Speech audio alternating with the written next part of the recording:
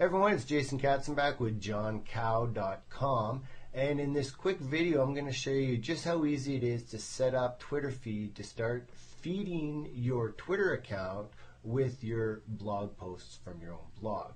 Now, it doesn't even have to be a blog post, but as long as you have an RSS feed, you can feed it automatically into Twitter very easily. Yes, there are plugins that you can use that help this, but I do recommend you use Twitter feed, and in another video I'll be showing you Twitter feed is great for helping you to keep up-to-date information in your Twitter account that is very niche targeted to help all your followers have, the inside scoop on everything that's going on, making you appear to be as an authority.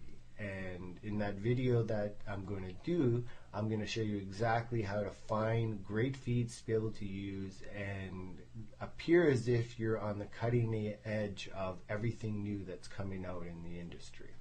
But in this video, I just want to focus in on how you use Twitter feed to be able to feed your blog posts, your most recent blog posts, into your Twitter account.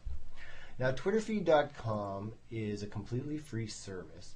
And what you're going to do is you're going to want to log in, and you're going to need to use what's called an OpenID login. Now, if you already have a Gmail account or anything like that, and I'll show you here, if you have a Gmail, VidOp, any of these kind of accounts, Yahoo, you already have an OpenID basically.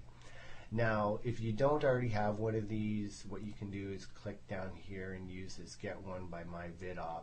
And I want you to use this link here because this is a free service. This is actually an affiliate link for Twitter feed, and it helps support them because being this a free service, I want to allow them to keep it free. So if you don't have one, use this. It's not going to cost you anything to use this service, but it helps Twitter feed make some money. Now, if you already have an account, however, for example, I'm just going to use my Google account. I'm going to log in with that. And it's logged me in, and now I'm going to click on my feeds. Now, I don't have any feeds. This is a new test account that I'm doing just for this video. I'm going to show you how easy to use it. First thing you're going to do is click on Create New Feed. Now, one of the things that Twitter has done is they've allowed you to now authenticate at Twitter, meaning that Twitter has a new system where it's an API access to identify that it's actually your blog that it's going to be posting to, sorry, your Twitter account. Now, you can use the standard. They used to have a username and password system where you would just enter that, but you can use this system I recommend instead. So what you do is you just simply click on it. It's going to bring you to your Twitter account, and it's going to say allow Twitter feed access. I'm going to click allow, and then it's going to simply bring me back to Twitter feed. So this is excellent because it makes sure that you're using the right username, password, and it's all taken care of. Now, one other quick thing, you notice here it says feed your blog to Twitter, ident, teletext, ping FM. If you're using any of these services, all you have to do is click in the drop down and pick the ones you want to use. But for this, I'm just showing you how to use Twitter. So what you're going to want to do now is add the RSS feed from your blog. So if we go to the John Cow blog, I'm going to click on my RSS feed link. I'm going to take the URL, and then now I'm going to simply enter it into here and click Test RSS Feed. Feed was parsed successfully, so that's set to go. Now, your update frequency. What I recommend you do is select every 30 minutes, and the reason why is if there's nothing to post, it won't post. And as you can see here, depending on, so for example, if I only click one, it will only go to my RSS feed, get the most recent link, post that, but it won't post any of the other older posts you have. It will only look for the most recent one, and then from that moment, every 30 minutes, it'll go back and look and see if there's a new one. Now, the reason why I like 30 minutes is that way I know that it's going to be no longer than 30 minutes from the point that I've made my post until it's going to be posted on Twitter. Now, for include, I only include the title. And then it says here, include item link. If I'm checked send tweets without a link, you want your link to be used. Now, shorten link through, you can see here there's a whole bunch of different services. The one that I like to use because of tracking is Bitly. Now, Bitly is a system that I've mentioned before to use, And it's a simple URL shortener, but it's got a great system where it has an API access where you can come in and look at how well, the traffic is. Now this is what you can see here is your top 10 recent, and it's only since 12/36. Now what's cool about this is you're seeing that in the last, what time is it now? It's in 1 hour. Even though I haven't made a new post since well, it's been over an hour now, I've still gotten 120 visitors just from Twitter. And what you can see here, for example, here was the most recent post I made. It was, it was actually a John Cow sponsor shout out. It was a brand new sponsor that bought advertising on John Cow, so I made a post about it on Twitter only.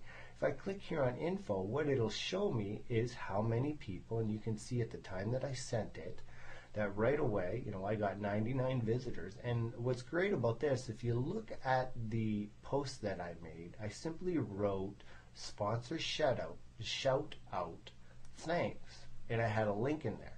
Now, I don't know about you, but that's not really an aggressive call to action. So what I'm telling you that for is with my 9,000 followers and any link I post on there, I'm getting great traffic. Now, if I would have wrote this better and really been trying to promote the product and really trying to get clicks on it from a standpoint of making sure there's a really, great subject line or text and a great link, I could have easily doubled that and gotten 200 visitors just from a simple 2-second post. So again, Twitter is really powerful.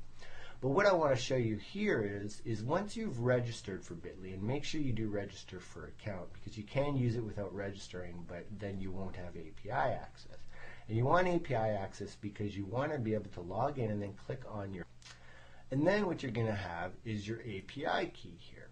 And the reason why you want that is I'm going to show you now. If we go back to Twitter feed, if I shorten a link through Bitly, I can have it so that it just uses Bitly and nothing else. But because I have an account, I can put my API login in here. So I put that, and then I put this in there.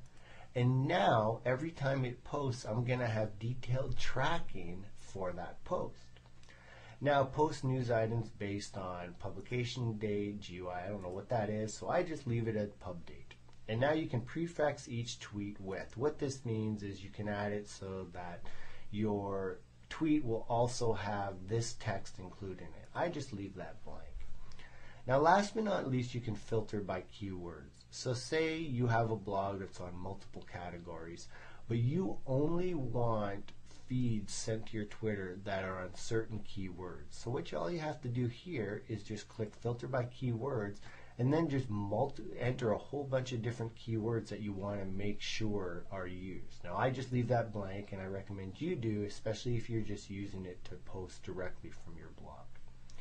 Next, you're going to keep this checked. It means active. If you do want to stop, you can just click and uncheck it, but I want it active, obviously. Last but not least, you're going to click create. And what's going to happen is it's not going to be instantaneous that you get a post on your Twitter.